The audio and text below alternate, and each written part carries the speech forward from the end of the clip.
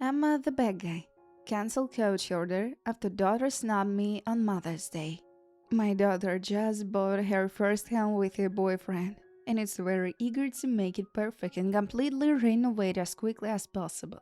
She wanted to redo her kitchen cabinets, so I offered to help her paint them. My husband and I have also gifted her two 55-inch TVs. On top of those things, last Friday while I was at her house painting her cabinets, new appliances were delivered for which she did not pay to have hooked up. I didn't want her to be without appliance any longer, so I went ahead and paid $150 for the guy to install the gas stove as well as a dishwasher. That same day, I took her to a furniture store and placed an order for a $1,000 couch, which was supposed to be delivered tomorrow. While we were furniture shopping, she asked me what I was doing for Mother's Day.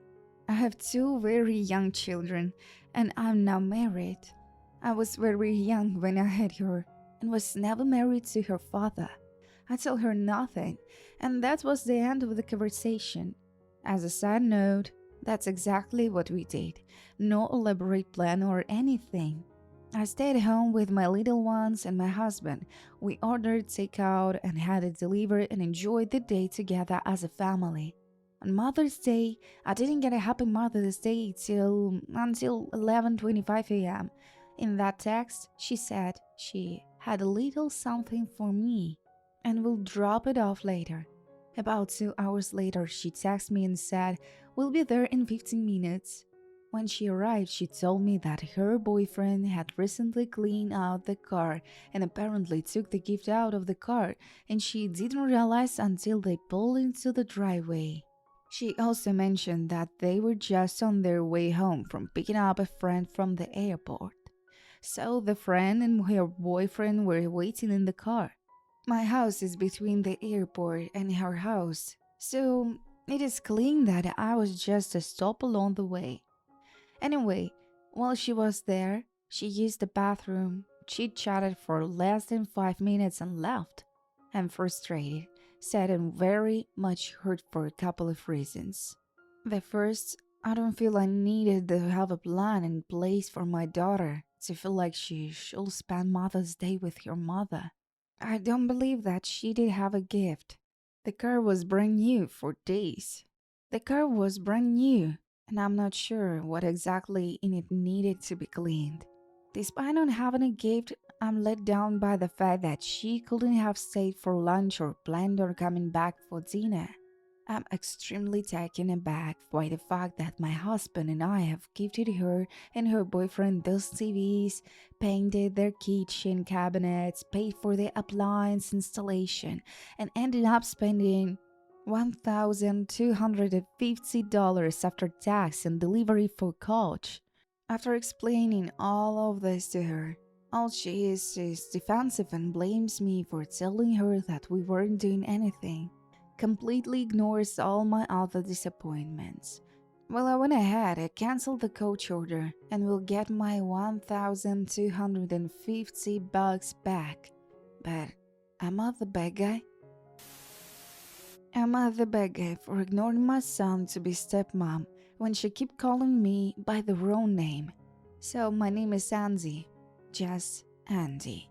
My mom's dad passed away just a few days before she found out she was pregnant.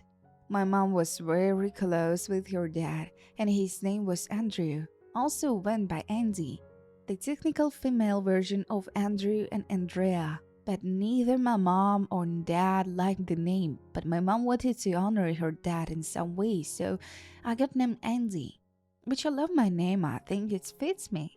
My parents got divorced when I was 8, and I live with my mom most of the time, but I visit my dad every other weekend, as well as holidays. 3 years ago, my dad started dating his now fiancée Kate. Kate, for some reason, when we met, assumed my name was Andrea. I explained to her I was just Andy. She kept calling me Andrea, though. I ended up telling my mom about it, and she told me just to ignore Kate until she calls me Andy. Well, this past weekend, I was at my dad's home, and we were visiting some of Kate's family. Well, she kept calling over for Andrea, and of course I ignored her. She got mad and said, "Why am I ignoring her?" And I said, "Because that's not my name, and you know this." Her dad and brother basically laughed, saying they thought I just went by Andy as a nickname. And I said, "No, it's just Andy." They then asked Kay, "Why has she been calling me Andrea then?" Well, Kay later got made calling me abroad for embarrassing her. She went on to say I knew who she was talking about and that I should have just gone with it, but I was being a bad guy. I honestly kind of feel like in that instance I should have just answered to Andrea, but I don't know. Am I the bad guy? Am I the bad guy for not wanting to go to my brother in law's daughter's memorial birthday because he makes grief competition? I don't get along with my brother in law, John, anymore. He's been with my sister for 6 years, and it only recently that our relationship was going down the drain. For some context, when John was 18, him and his ex girlfriend Jane were having a baby.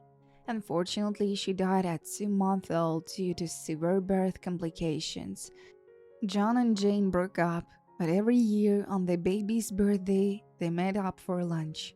Since meeting my sister, John also threw a small gathering for the family to come to.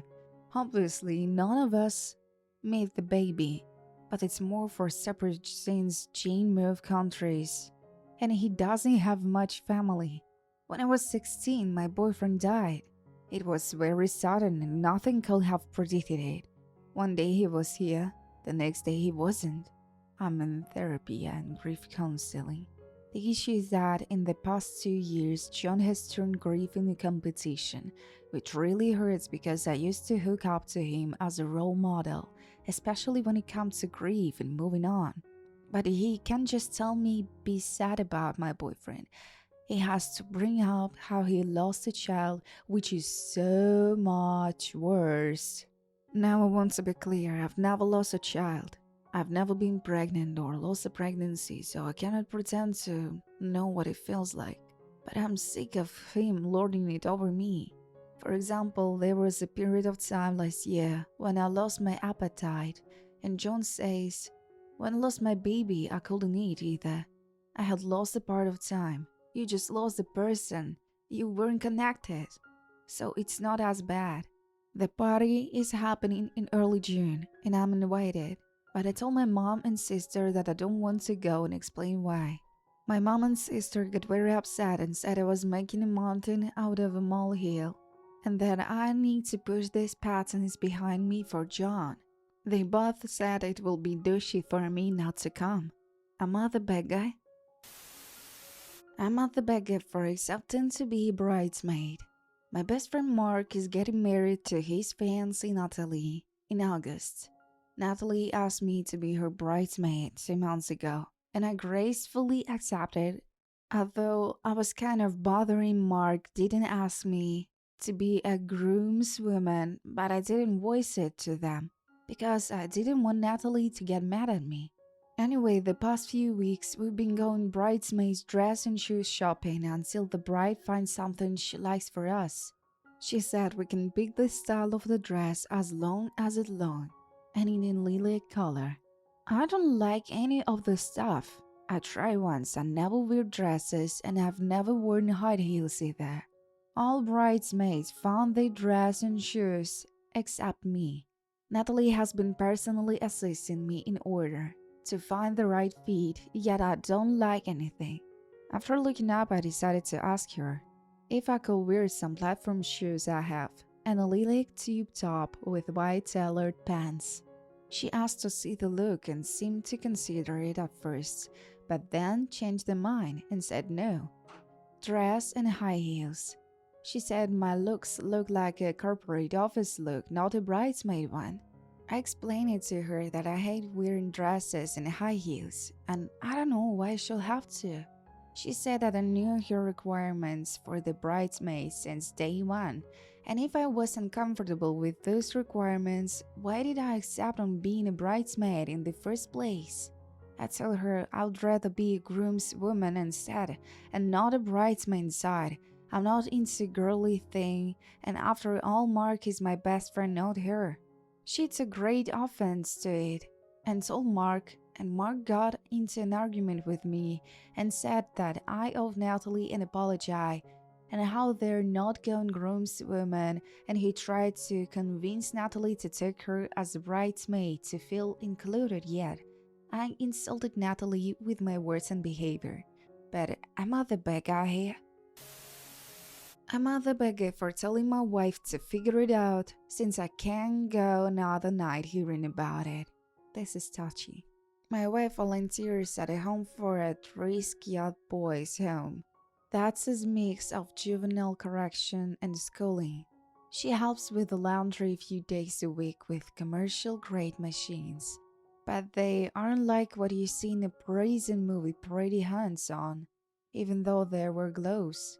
The argument started over some of the items she was touching. You know, the washcloths for the shower that aren't used in the shower. It never fails that a couple nights a week she goes on a 30-minute rant about the odor and stuff from doing laundry. I simply had it and asked her to be reassigned, quit, ask for help from administration, or just stop complaining. There is only so much I can hear about it. A little background to me. I spent high school at the boarding school. It was until a floor warden, guy who did the supervisory graveyard shift, gave us a talking to about hygiene, that we were more respectful of laundry. Maybe washing it out when we were done or using the shower. I never thought it would come full circle to this. I suggested posting signs or asking a male staff member to say something. She didn't want to hear it, and now I'm sleeping in a spare bedroom for being dismissive of her feelings. She says they are religious and it is inappropriate to talk about. I say I don't want to hear about it anymore, but write in the comments below what you think. I'm at the beggar for telling someone why my coworker is disabled. I have this coworker, let's call him Dave. He's a great coworker, and it's actually not his job. We've worked together for a little over 5 years. Dave is in a wheelchair. If you ask him about it, he will tell you that he is a disabled veteran. However, his disability isn't service related.